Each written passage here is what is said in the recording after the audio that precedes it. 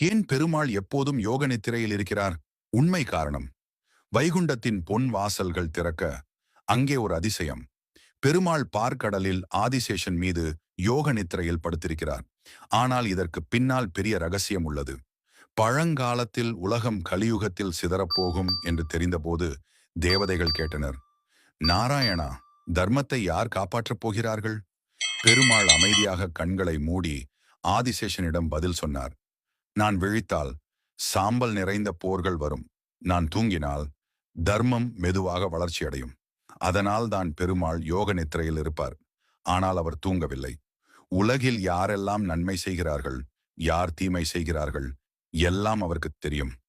ஒரு நொடிக்கு கூட கண் திறந்தால் அந்த இடத்தில் அதிசயம் நடக்கும். ஒவ்வொரு தீமையும் உடைந்து போகும், ஒவ்வொரு நன்மைக்கும் சக்தி பெருகும். ஆகவே பக்தர்கள் நம்புகிறார்கள், நாம் செய்யும் சிறிய நல்ல செயல் கூட அவரின் நித்திரையில் ஒளி போல ஒலிக்கும். அதுவே தர்மத்தின் மறைந்த சக்தி.